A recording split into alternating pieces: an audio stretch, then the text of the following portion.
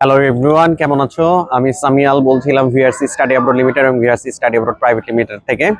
আমরা সবসময় চেষ্টা করি স্টুডেন্টকে একটা ভালো গাইডলাইন দেওয়ার জন্য। তো আজকে আমরা এসেছি স্টুডেন্টের স্পন্সর রিলেটেড ডকুমেন্ট নিয়ে কথা বলার জন্য, কারণ রিসেন্টলি আমরা দেখছি যে স্পন্সর রিলেটেড ইস্যু নিয়ে অনেক বেশি টেন্স আছে আমাদের স্টুডেন্টরা। সো স্টুডেন্ট, তোমরা যারা ফাইন্যান্সিয়ালি ভাবে যে স্পন্সর নিয়ে যে তোমরা যারা টেনশনে আছো, তাদের জন্য আশা করি এই ভিডিওটা অনেক বেশি কাজে লাগবে।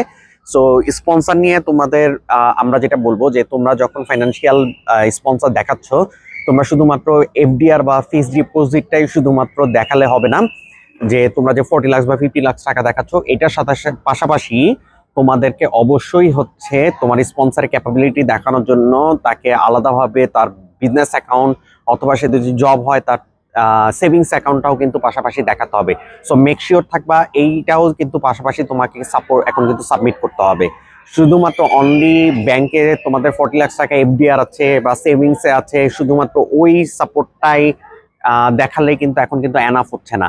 সো এই জিনিসটা এখন প্রত্যেকের আলাদাভাবে চিন্তা করতে হবে, এবং এই ডকুমেন্টটার সাথে পাশাপাশি অবশ্যই আলাদাভাবে সেভিংস বা বিজনেস অ্যাকাউন্টটাও ট্রানজ্যাকশনটাও কিন্তু তোমাকে এখন ইনক্লুড করতে হবে।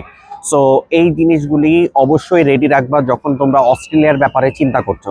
সো অস্ট্রেলিয়াতে আরেকটা জিনিস হচ্ছে, যখন তোমরা স্পন্সর হিসাবে যখন তুমি তোমার প্যারেন্টসকে বা তোমার ভাই বোনকে তোমরা যখন স্পন্সর হিসাবে দেখাচ্ছ, এই সোর্সটা কোথা থেকে আসছে সেইটার কিন্তু এক্সপ্লেনেশনটা খুব ইম্পর্টেন্ট। যে সোর্সের ডকুমেন্টটার এই যে টাকাটা, যে তোমার যে 40 লাখ বা 50 লাখ বা 60 লাখ টাকাটা কোথা থেকে আসছে, সেটার প্রপার এক্সপ্লেনেশনটাও কিন্তু লাগবে যে এই টাকাগুলি কোথা থেকে আসছে। সেটার যদি ল্যান্ড সেল নিয়ে এখন কিন্তু অনেক ইম্পর্টেন্ট, কিন্তু অনেক কিন্তু এখন কোশ্চেন আসছে যে ল্যান্ড সেলটা কি আমি দেখাতে পারবো কিনা। ল্যান্ড সেল অবশ্যই দেখাতে পারবা যদি তুমি ল্যান্ড সেলটা যদি প্রপার ল্যান্ড সেল হয়ে থাকে। ল্যান্ড সেল হলে প্রপার ল্যান্ড সেলে কিন্তু অনেকগুলি ডকুমেন্ট থাকে, সেই জিনিসগুলি প্রত্যেকটা জিনিস সাবমিট করতে হবে। আদারওয়াইজ তোমাকে অন্যভাবে চিন্তা করতে হবে যে এটার প্রপার হয়ে টাকাটা কোথা থেকে আসছে। সেটা যদি পারচেস অর্ডার বিজনেস হয়ে থাকে, তাহলে পারচেস অর্ডার থেকে যদি হয়ে থাকে বা বিজনেস ট্রানজাকশন থেকে যদি হয়ে থাকে, অথবা সেভিংসের যদি তোমাদের যদি কোথাও প্রিভিয়াস কোনো ফিক্সড ডিপোজিট বা সঞ্চয়পত্র বা কোনো জায়গা থেকে যদি ওই টাকাটা যদি ওইটা আর্নিংটা সোর্সটা যদি এসে থাকে, সেই সোর্সের ডকুমেন্টগুলি প্রত্যেকটা জিনিস পার্ট বাই পার্ট তোমাকে কিন্তু শো করতে হবে। শুধুমাত্র তোমরা টাকাটা ব্যাংকে রাখছো, এটার কোনো প্রিভিয়াস সোর্স দেখাতে পারছো না, এইভাবে করে কিন্তু এখন কিন্তু অস্ট্রেলিয়া কিন্তু অ্যাপ্লাই করাটা কিন্তু খুবই রিস্কি হয়ে যাবে। সো অস্ট্রেলিয়ার অ্যাপ্লিকেশনের সময় অবশ্যই সোর্স খুবই ইম্পর্টেন্ট। সোর্সটাকে মেক শিওর রাখবা যেন সোর্সের ডকুমেন্ট যেন প্রপার ভাবে রেডি করা হয়। সো আশা করি আমাদের ভিআরসি স্টাডি অ্যাব্রড লিমিটেডের প্রত্যেকটা টিম মেম্বার্স খুব পারফেক্টলি ভাবে আমরা সোর্সের ব্যাপারে স্টুডেন্টকে সাপোর্ট দিয়ে থাকি, যে কিভাবে একটা স্টুডেন্ট তার সোর্সটাকে এক্সপ্লেনেশন করবে, এবং এক্সপ্লেনেশনটা অবশ্যই মাস্ট বি তোমার অ্যাপ্লিকেশনের সময় সেটাকে জাস্টিফিকেশনটা প্রপার ভাবে করেই কিন্তু অ্যাপ্লিকেশনটা লঞ্চ করবা। শুধু শুধু জাস্ট ব্যাংক স্টেটমেন্টটা দিয়ে দিবা আর তোমার সোর্স ছাড়াই তোমার ভিসাটা দিয়ে দিবে, এই চিন্তা ভাবনা থেকে এখন দূরে সরে আসতে হবে।